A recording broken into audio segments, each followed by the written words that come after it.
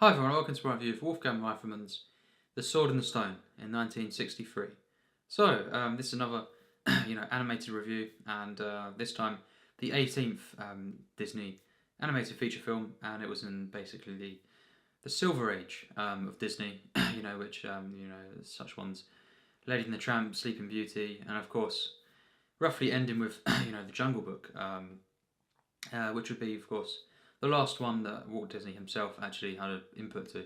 And yeah, basically, this film, it's not massively acclaimed, it's not massively loved, but it is known, to most as quite an underrated, Disney film, and done really well at the box office, but it wasn't too critically successful.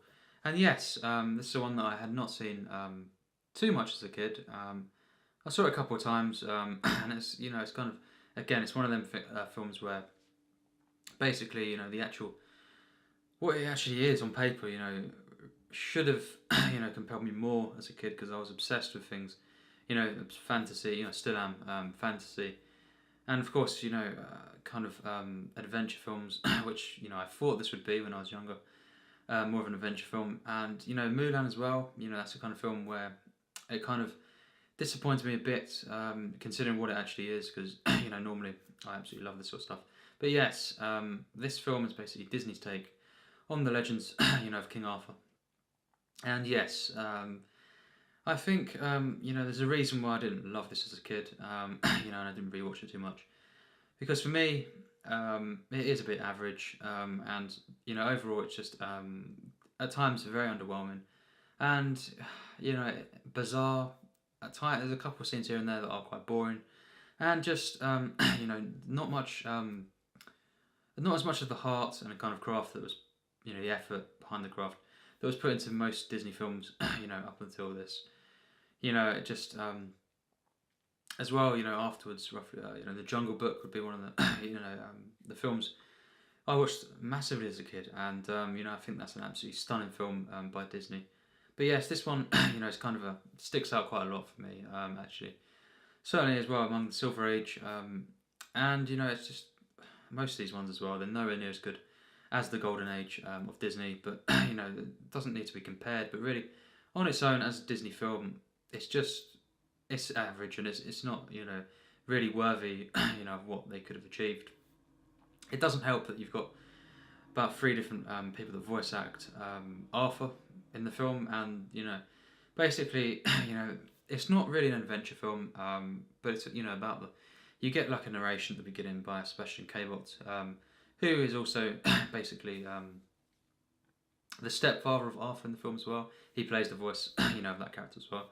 But of course, most people know him from the Jungle Book, where he would voice Bagheera, and really good narration at first, and drew me in to this kind of legendary tale.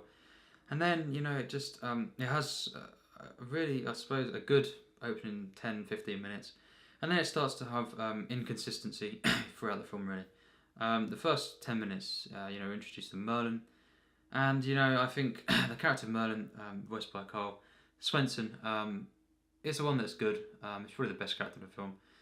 He's intriguing at least. And we see him with Merlin, Merlin with Arthur, and of course as well, there's the owl that is with them as well throughout most of the film. And basically, I didn't remember much of this film, but really it's not this massive epic journey or anything. It is just kind of for me quite a lot of random scenes that sometimes work, other times not so much. Littered throughout the film where it just not really got much of a narrative to this film. It's not that strong for me, and it just the animation as well, I think, is okay, but it's nothing to speak of really. And the actual, yes, there's some creative stuff towards the end with the animation, but really generally throughout the film it is a bit flat, you could say, and a bit underwhelming, by Disney standards. And I just there was a really good bits at the beginning where they kind of Arthur and Merlin would go up the hill, and there was that wolf that was chasing them, throughout the film, and it was working, but there was a lot of flaws with the film, and the voice acting being one of them, the general characters being another. I think Arthur is a an okay protagonist, but he is, for me, quite bland, and the voice acting is not that great. At times, you've actually shockingly got a few different voice actors for this character of Arthur within the same scene. Now, for me, that is just mental. How did that happen? Just what does that mean? Why did that happen? I do not know how this happened. It's just mental. Because you can really tell, a lot of the time when there's a voice change. And I was just thinking, why is this sounding? And I looked online afterwards, and really check this out. And yeah, it's been criticised for this, and for good reason. Why is that the case? Just stick to the one voice actor, because King Arthur, Arthur, becomes king, of course, in the end of the film, which is, of course, it's just it's not a spoiler or anything, because that is of course what's happening, and it's the legends of this King Arthur. But yeah, basically, he doesn't grow up in the film. There's no time jumps. And he does transform into different creatures. At one point he's a bird, and a fish and stuff, and yeah, and also a squirrel in the film.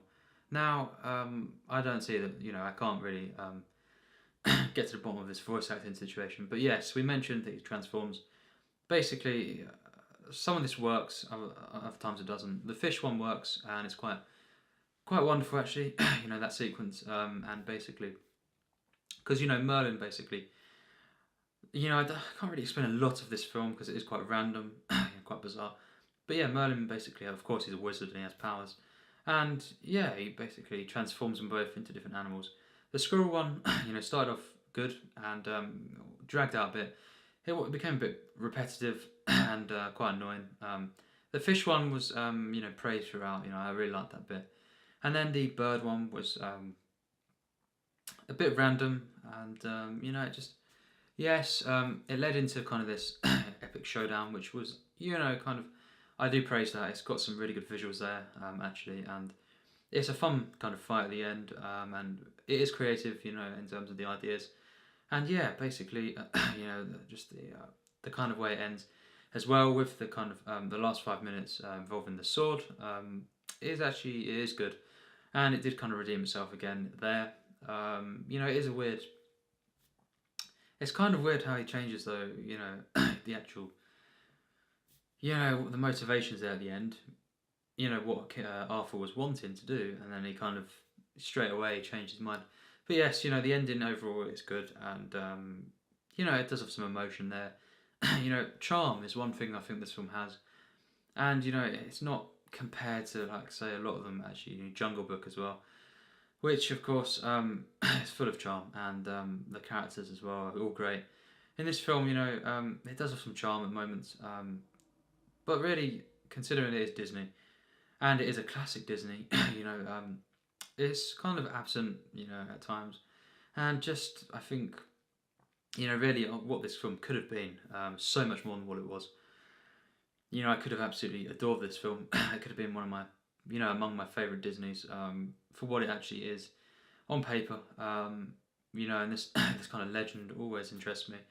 But yeah, I just think it is at times very underwhelming, and overall, it is just an average film for me. I think I did like, the kind of the journey, you could say, of Arthur and Merlin throughout the film. But really, there's times where it kind of becomes a bit stagnant, and it's not really as much of an adventure as it could have been. It could have been a lot better if he actually had been on an adventure, and also self-discovery, because a lot of the locations are kind of just all around the same sort of bit, and it's just kind of weird. When you really think about it, it's a bit random. He turns into a bird, a squirrel, and a fish, and then he's kind of worthy to become king. It is very odd. In terms of how much this makes sense, it just doesn't really a lot of the time. The narrative is not that strong. It's got an okay flow to the film. The editing is pretty decent, but it does have some couple of sequences here and there that are a bit, they are quite boring for me. It just wasn't that compelling, and they could have been a lot better. And just at times it is quite annoying. The songs as well, just Some of them are okay, but the one early on with the books with Merlin was a bit mental to say the least. I can imagine just some kids as well getting very very annoyed at this. It could drive people mental. How annoying this is. I really realised how annoying this is when I rewatched it. Just as well, the character of Merlin, he is funny at times. There is charm behind it. The voice acting for Merlin is good, but he is a bit of a bizarre character. I think the thing that really disappoints me is just it keeps getting to me how amazing this film could have been. This kind of this wise wizard, but bumbling at times, and this kind of young kid who's not really got real parents, and he's kind of at the beginning as well. You see a scene where he's not, really accepted. A journey of them together, and of course learning the ways, and then becomes king. That could have been amazing. Really could have been a truly wonderful film. And it just wasn't. It was average for me. Had a lot of flaws. As I say, the animation. It's not bad at all, but it isn't up to the standards of what I would have expected. And it is, at times, just a bit flat, just a bit kind of dull, you could say, and not say, full of energy and kind of vibrancy as something like Pinocchio or Snow White. It's just, it pales in comparison to a lot of Disney films in terms of the animation. But yes, I think it's a good film, not a good film, an average film with some good moments, and one or two moments that are really not.